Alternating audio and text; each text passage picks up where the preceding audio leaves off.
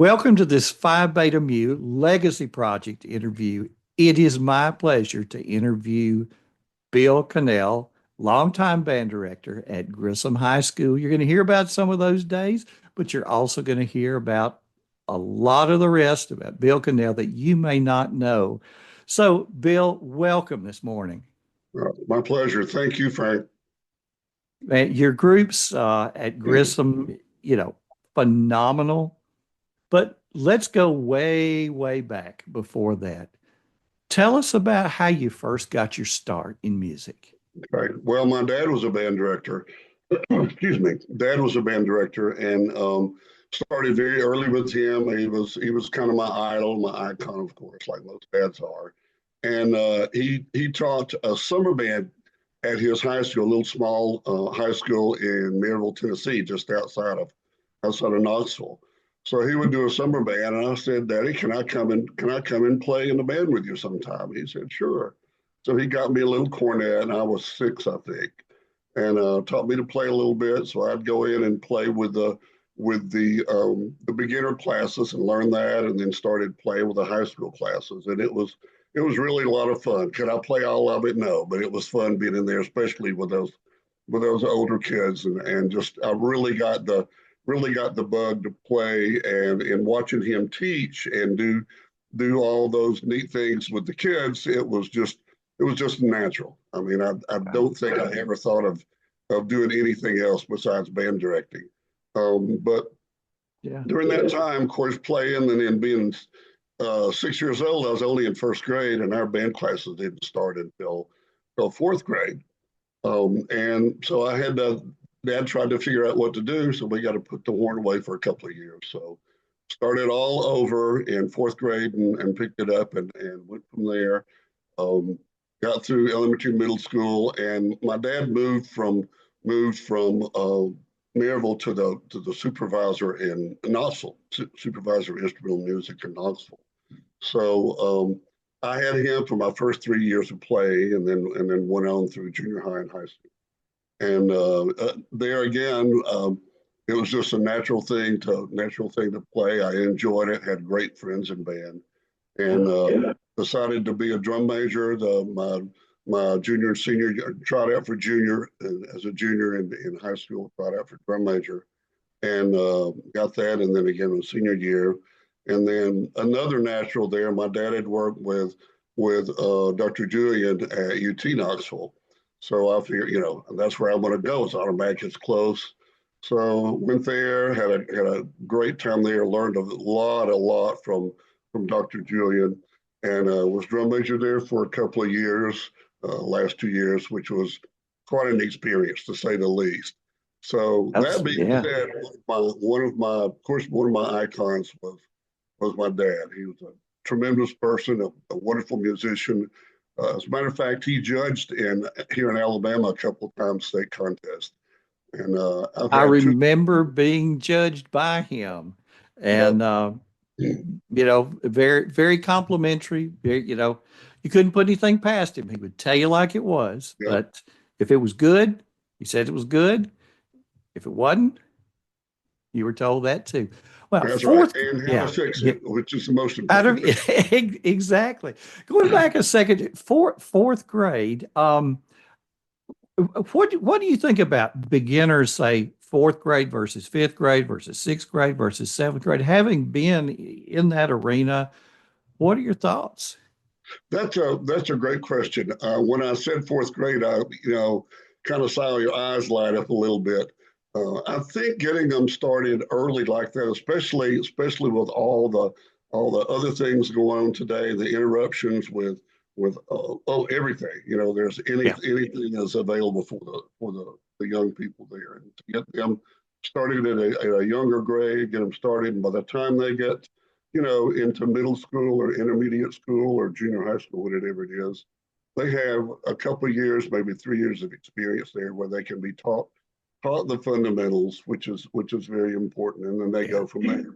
Um, uh, Here in Alabama, and when I taught in South Carolina, they started in sixth grade, which is okay, but you gotta Hmm. snag them early. You actually start fourth and fifth grade to kind of get them get them interested in band, taking the high school band to play, taking the middle school and junior high school to play in the elementary schools, and letting them see what it's about. See Mhm. what band is about, and what kind of activities and what kind of camaraderie is in the band there.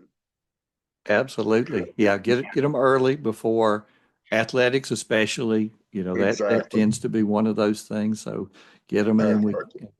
can keep them. Wow. Yep. So of course the experience you had as a young person coming up, amazing. And then so you graduate, and tell us about that first job. Oh my, that first job. Well, actually, it was kind of interesting. My dad was my supervisor for that first job, and which is kind of a blessing and both sides of the knife, sharp side of the knife. So it was a school, Holston High School in Knoxville, that doesn't exist anymore, and it was kind of caught in transition um, between urban and suburban. People were moving into the suburbs, and then others were moving in closer to town because of the offerings there for the schools there. There were several really nice schools there. So poor Holston was lost in the middle there. Attendance, well, population dropped about 100 people each year. The enrollment dropped Wow. about 100 each year. Mhm. Yeah, so time I left, it was down almost to 700 from when I was 12. But first year teacher, thought I knew everything going in, and had a pretty decent marching band, and got into concert season. And I picked a piece that we had played in college first. Picked a piece that we had played in college, and actually the composer was there from UT, and he and my dad were really close, and I got to know him, David Van Vactor.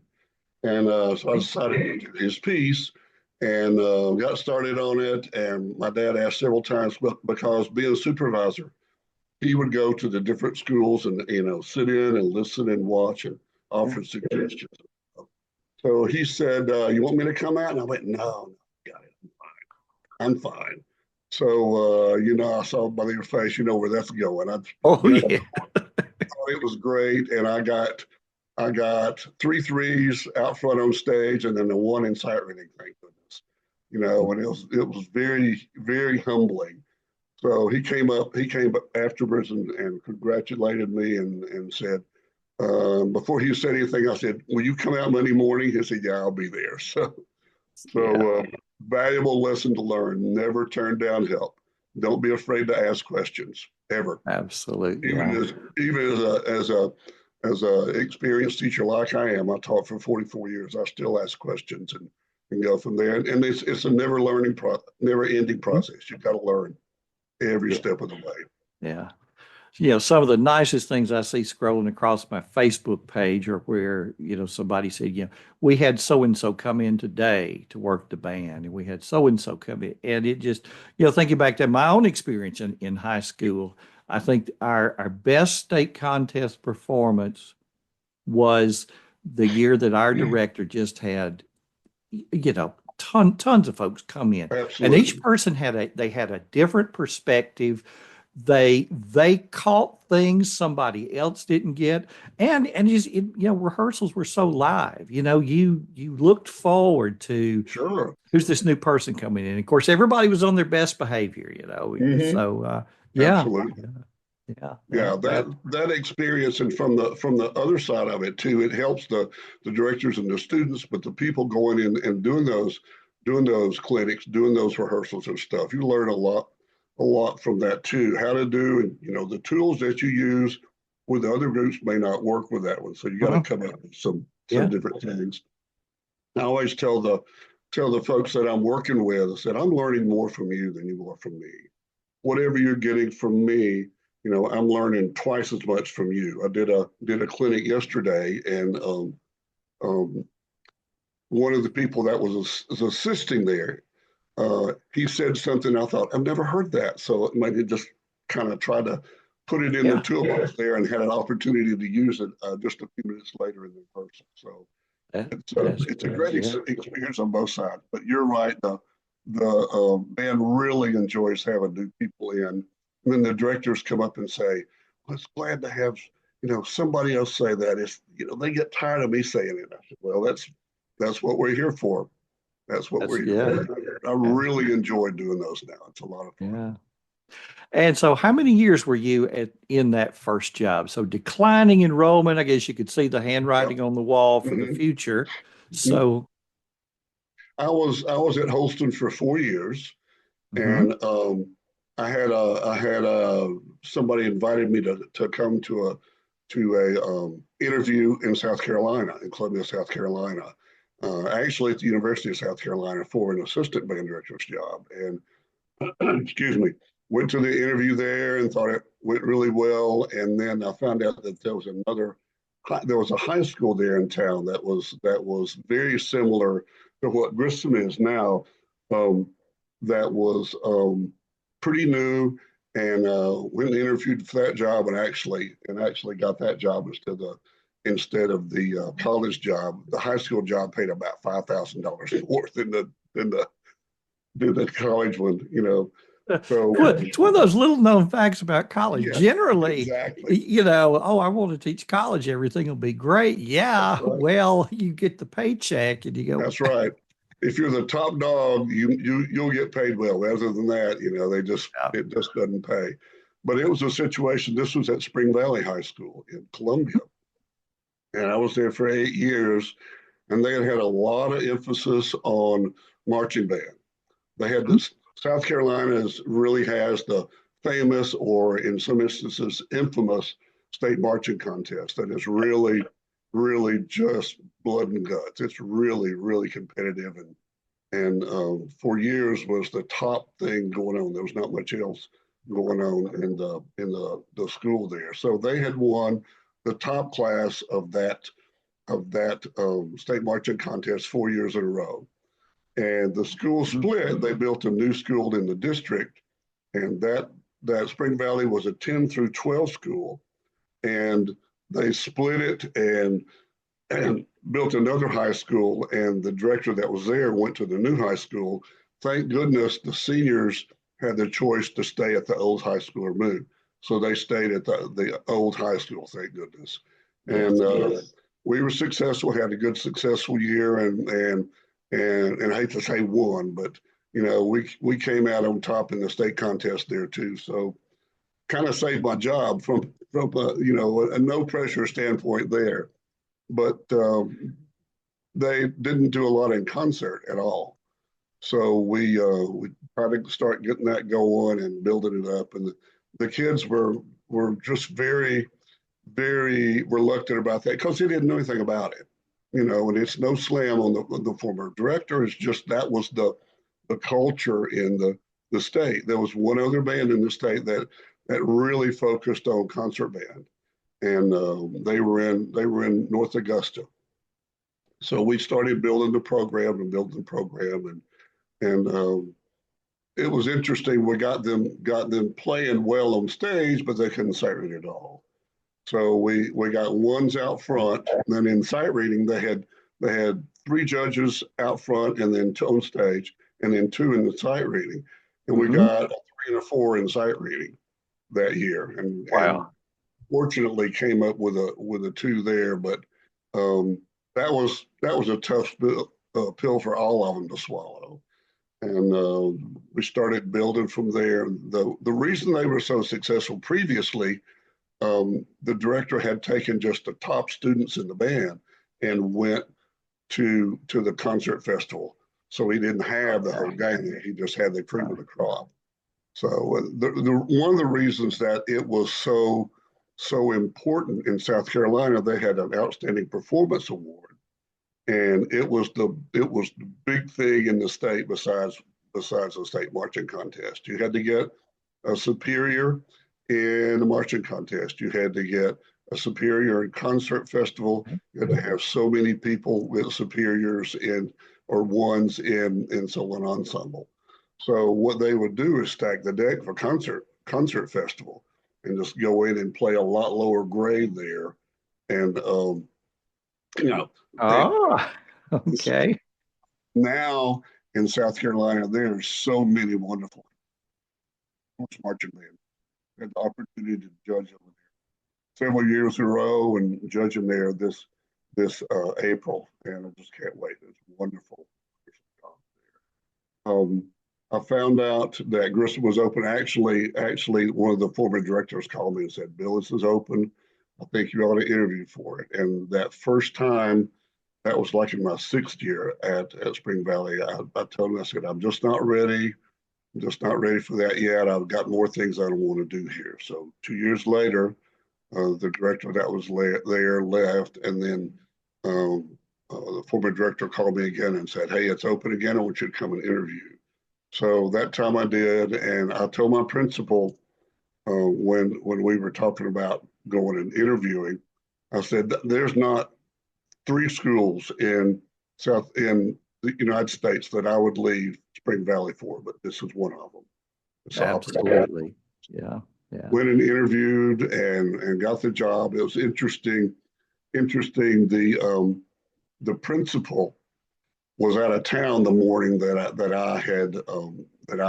gone in for the interview. Got there, and he was coming back from Washington D.C. He was with one of his students that was a presidential scholar, and had been there with the meeting with the president. So he drove back all night to get back for the interview, and got back, and just a great interview. And it was an interesting process. But at Absolutely. Yeah. Grissom, I knew it was going to be a challenge, but it was so far over my head. I had no idea it would be that much. Yeah, I wanted to ask you there because now we're talking about the days. I remember when Grissom High School opened, and then I was coming through junior high and high school when, of course, Dave Ward was there, and Mm-hmm. that program just exploded. And then you had Yes, those two wonderful Mountain Gap and Whitesburg that fed them. absolutely. Were both Barry Bicknell. I mean, he was playing grade six Oh, stuff, absolutely.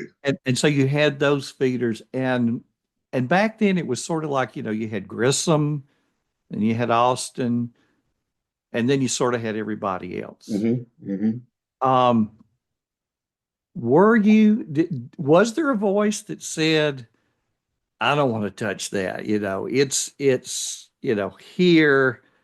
Uh, any trepidation at all, or was it Oh, no? absolutely. Yeah. Yeah, absolutely. I talked with Dave and I talked with Jim Sparks too. Actually, Jim was the person that called me both times about the job being open. I figured, yeah, yeah. Yeah, yeah. Jim So, had such, the Tennessee connections and oh, everything. absolutely. Yeah. And Yeah, I had worked with him several times in Tennessee when we were doing some summer camps and yeah, stuff and marching band camp. Um, but I asked them both. I said, tell me about coming in to this program." He said, and both of them said, "Bill, your biggest challenge will be to get those young people to perform and to play and rehearse at their ability level every day." He said that will be your big challenge. If you can figure out how to do that, then they will be fine and you will be successful. And I said, "Look, I haven't done this. I played some pretty heavy stuff in South Carolina, but we just kind of wing through a couple of things." They said, "You'll be fine. Go on and do it." So when I went into Grissom, they had in 6 years they had five different directors, either the head job or the assistant job there. So exactly. I Yeah. mean, the parents were so frustrated, the students were so frustrated and angry, and it was really a difficult situation. It was a battle that, you know, there was a challenge at every corner, and I got kind of worried about it, and it was like, okay, we're going to either do this or we're not. Just going to have to ride them out. And I tell you that first 3 years was tough. It was rough, and had good kids, but they the poor things. They just didn't know how to rehearse. They'd had Mhm. somebody different in front of them every year, and Yeah. they felt abandoned. they felt they were just really upset and difficult to work with. But once we finally got going, they figured it out, and there were some sections that were more difficult sections in the bands that were more difficult to deal with than others. The culture, was just such after that, you know, they had such good success there, and then it didn't decline, but there was just a different culture there, a different mental set. I can understand that. From the beginning, it had been Dave Ward and Jim Sparks, Mm-hmm. and and it was the two of them just doing wonderful things. And Yeah, then in a period of a few years, it was, different people. And of course, they went yeah, to Midwest. right. And from what I understand, I did not hear that performance, but it was an outstanding performance. But That's wonderful. then you had, and of course, and Theo, who's now been there forever. Uh-huh. But he was brand new there. He was cutting his teeth. First and only job he ever had. That's right. And but here's a new guy coming into a program, and then the top job swaps. So yeah, Again, yeah. But then it wouldn't swap again for how many years were you at Grissom? 32 years. And so 32 years of you and Theo and great things happening. How many bands were you taking to state back when there was a state contest? Was it four, I think? We had four for a while. We kind of swapped around between three and four, depending on how the enrollment was. Hmm. I was talking with somebody yesterday about putting that fourth band in, and so you got to be really careful. Even if we have the good numbers, you can gut that fourth band. There's not enough Hmm. kids with good fundamentals to play in that band that they can really feel like they're successful. So we did that 2 or 3 years, and then just put it back to three, and it was a much better situation for us there. Yeah, that's great. And then now tell us a little bit about retirement because you haven't exactly hung up the baton, so to speak. No, no, I've been almost as busy as I was when I was teaching, but it's kind of on my schedule now. I don't have to salivate like Pavlov's dog when the bell rings. You don't have to run to the next thing. I can say no. I do occasionally, but Yeah. not very often. But when somebody will call at 10:30 at night, say, I need you to come in and do my rehearsal tomorrow. And I'm going, well, have you got a sub there? Yeah, but I need you to do it. So, well, how long have you known about this? Well, I should have called you a few days ago. I said, well, I'm sorry.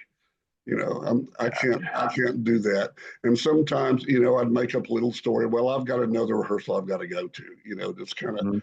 slide out of the box there. But yeah, I'm very busy and enjoying it, going and working with groups. I was in Birmingham yesterday, and I'll be in Good Hope tomorrow or today and Thursday, and then Sparkman tomorrow, and had four last week, and we're just kind of polishing up the final things. All those folks are going to MPA next week, so we're Huh? just kind of polishing things up for both of those that I'm doing.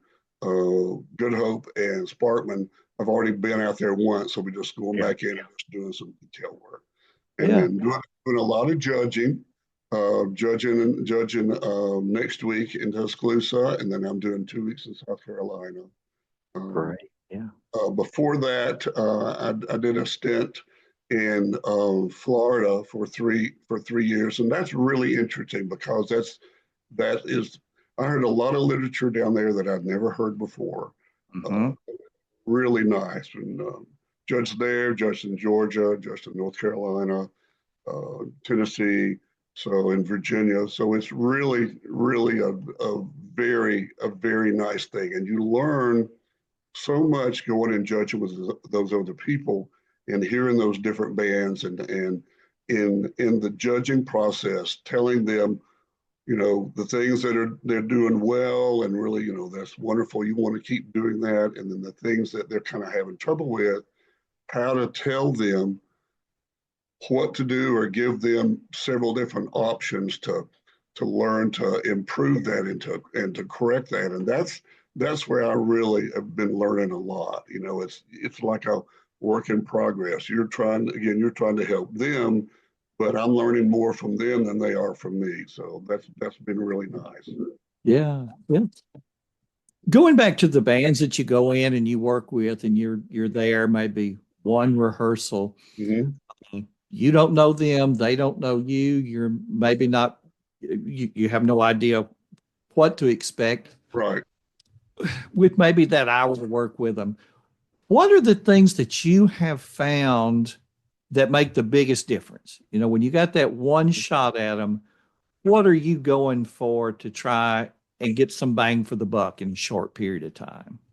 I think I always start with fundamentals there. We talk about, ask them, what is the most important part about your playing? Tone quality. This is woodwinds and brass. And in percussion, it's the mallets that you use, the sticks that you use, the placement on the instrument, that type of thing. So we talk about that fundamental of tone quality first, just very quickly. Woodwinds and brass, what do you need to do to get a good sound? The simple three-letter word air, and being consistent with that, knowing exactly what the sound should be, and then trying to match that, emulate that as well as possible. Then I try to pick some spots in each piece that go ahead and let the director do the warm up, so I can hear what they sound like. I can walk around and hear what they're doing, and then try to pick some spots at each piece that we can detail, and then they use what they've done in those spots for the entire piece, and just reinforce that quite often there. And a lot of times they don't understand that at first. That's not the way they rehearse, which you wouldn't if you're there every day. But you try Huh? to cover as much territory as possible. Um, we'll take something and learn it and really detail it in one spot and say, okay, let's look at so and so. Uh-huh.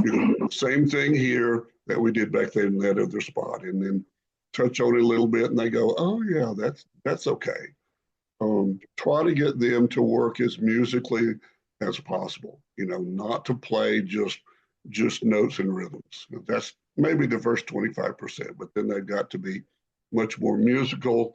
They've got to shape phrases and style. Got to be careful not to break phrases. The group that I was working with yesterday, they played really, really, really well, but ends of phrases were just dropping off. And Uh-huh. I used the little demonstration. I had a student stand up. I said, okay, we got to finish this phrase. You're handing this phrase off to this next group that's playing. So I take a pencil. I said, stand up. I said, here, take this pencil and hold it out. And as the person reached for it, I drop it. And of course, they're like, I said, that's what happens when you drop a phrase and you don't hand it off. So this is the way you do it. Just hand them the pencil and they go, see their face light up, and said, that's all you're doing. You're just passing it on to the next group of people that are playing. If you'll do that, that makes your musicianship much better immediately, and you enjoy playing more. It makes more sense to you. You're playing you're playing those phrases, which I kind of compare to a musical sentence. You're playing a complete phrase. You're making a complete sentence with all the proper grammar and stuff. I always like to say, how many of you enjoy English grammar? And they go, oh. So you go, okay, we're doing the same thing in the music, but it's musical sentences here. How can you get from the beginning of this phrase to the end of it, and it makes sense musically? Plus, just as important or more important, go to make it go to the next phrase, because music always moves forward.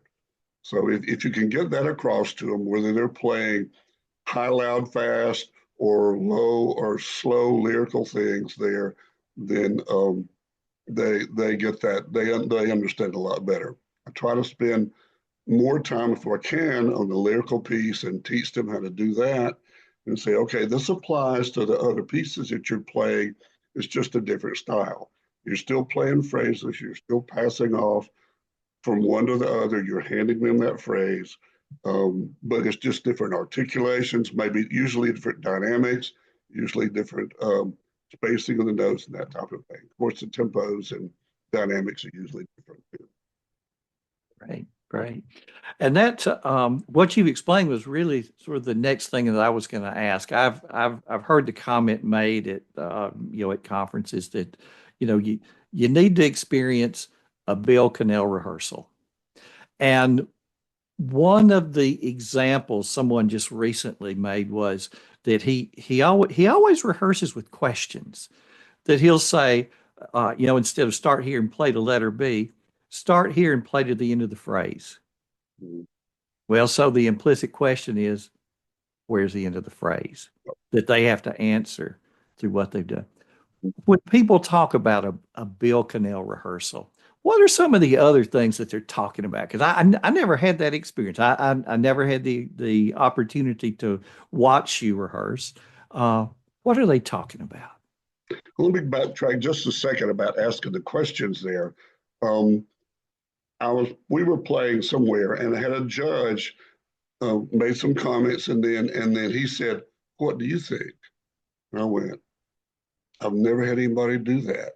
And I remember my dad talking about that you have to make them think. They have to think on a higher, the Bloom's taxonomy of, that thing that everybody dreads. Make them think on that higher level, not just basic information, but analysis and those types of things there. I ask questions there again to engage them. We're moving very quickly. We have 45 minutes to an hour to cover almost that much music. So asking questions just to get them to delve in and take ownership. It's so easy just to sit back like in a lecture class and you just let it go by, and you're not getting a lot from it until they start asking questions. So those questions there, and that keeps me on my toes too, and keeps the band on their toes. How do I address this thing that we're talking about and make it make sense to them? Get my thoughts over to them, and a lot of times that's a question. And they're going, okay, we'll go through that process. He was saying this, and this is what I think is right.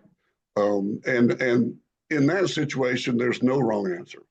The only wrong answer is no answer. So you get them to do that. The idea of just playing a phrase there, um, I kind of came upon that by accident. I say, okay, I need you to start here, and I said, just stop whenever, just whenever. And we were actually playing a warm up chorale, and they played to the end of the phrase and then just stopped. There wasn't a fermata, there wasn't anything like that. They just played and stopped. And I thought, I think we got something here. So that started kind of experimenting with that, and it turned out to be once they started thinking of playing music in groups instead of just individual notes, how to group the notes together. There's a book called Note Grouping by her last name is Green. That's really good. And there's a watered down version of it that I don't remember who publishes it now. It's by Loudermilk that takes those same concepts and breaks them down. It's just how to group those notes together, just like we were talking about before, how to make that phrase work and how to get it to move forward. So it was basically just kind of a shot in the dark, trying to find it and figure out ways to get to the students quickly as we're moving forward. That's great. But Bill, before we wrap up, what have we not talked about that you'd like to pass on to the audience? During the meeting when they kept talking about Grissom and stuff, and I was really, had kind of tuned out of the Phi Beta meeting at that point, and I was going, what are they doing? Because I really didn't even know what they were trying to bring up and talk about. So when they said my name, I was like, what did I do? Was I not paying attention or stuff? So it was a total shock there, and I still can't believe that I'm some kind of small part of that. A lot of those folks that I know personally, of course, since I've been in Alabama, but some of the other people before that, like Bodie Hinton, director there at Auburn, Wilbur Hinton, Colonel Wow. Butler. I got to meet those people Yeah, when my dad was there, and I got to meet them.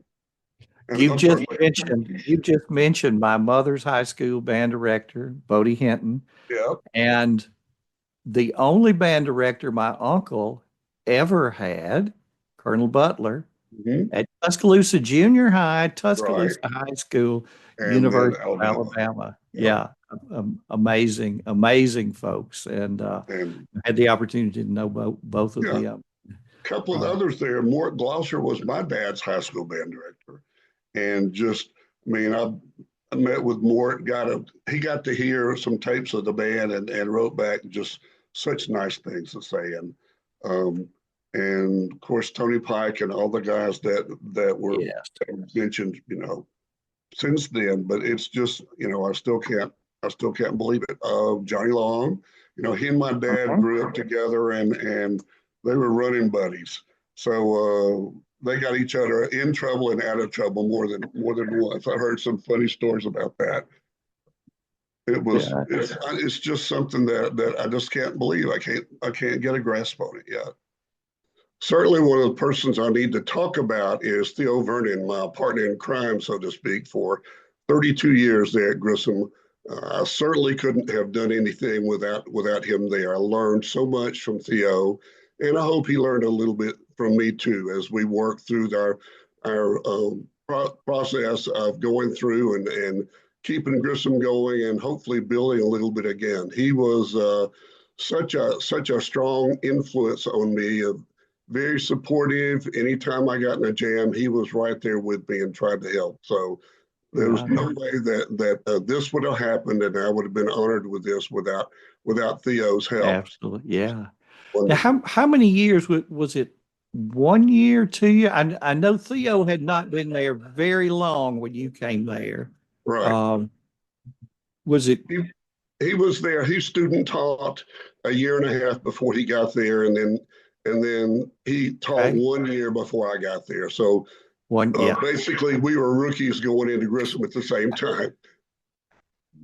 I guess he was able to break the ice just a little bit and tell you That's maybe right. where some of the That's right. landmines were. And Yeah. my man, oh man, wasn't it a good ride? Would the Yeah. two of you have ever thought that you would be teaching together that long? No, no, not at all. My first job I had was 4 years, and then the next one was 8. So we multiplied that times 4. But the first time that Theo and I met, we were in the band room. Our principal had brought us down, and he introduced us. And I said, Theo, I want you to know that I'm going to be relying on you a lot. He looked at me and said, well, this is my only second here. It's only second year here. So what are you doing? We're going to be hanging on to each other just for dear life. And so that was our introduction. But what a great guy. And we're, Oh, yeah. we're like brothers. We really are. We trust each other. We communicate with each other a lot, and we know what the other person is saying before we ever say it there. So that's kind of fun, kind of like radar on MASH. Perfect example. That's great. Certainly none of this could have happened without the support of my wonderful family. My wife, Jody, we've been married 23 years, so she was with me for a great deal of this travel that we've had together. Our children, Brandon and Laura Beth and Brooke, certainly had to bear the brunt of it with their dad gone a lot, but they were very patient and very supportive. And also my two children from my first marriage, Kristen and Ian, they were in on the first 20 years or so. So it was quite a wonderful thing to have them support, and they always had a smile on their face when I came dragging home at no telling whatever time it was. So my appreciation to them, I just can't express it in words. Yeah, Bill, I'm glad you talked about them because really, being a band director's wife or husband, being a band director's spouse. I mean, because we Right. have so many who are female band directors, and being the child of a band director because you're sharing mom or dad with so many other families. And Absolutely. it really takes a special part. Every Friday night, for falls, for 30 years. Seemed And like forever. so, so many Saturdays, and it's so many things revolve around the band calendar, Right. being able to carve out the time for your family. That's a challenge that a lot of people just Absolutely. don't realize. And Bill, I yeah. know too that that I was the son of a band director, and I know he was gone a lot, and in the process of working on his master's degree, so he spent so many hours in his little office there, and it was difficult for him, but we were trying to be very supportive, and certainly my mother was. So that spouse is a very very important part of the process. Absolutely. Well, Bill, this has been an absolute pleasure. I have enjoyed this interview. I know many people, family, friends, former students, and then as the years go along, because this is going to be an interview like the other Hall of Fame interviews Mhm. that are out there. That when people who are just picking up an instrument now and learning to play it are band directors 20 years, 30 years from now, that they'll have this type of interview to go back and watch and to listen to. So again, this has been Frank Buck and Bill Connell with another in our series of Phi Beta Mu Hall of Fame Legacy Project interviews. Thank you so much, Frank. I certainly appreciate it. Bill, thank you.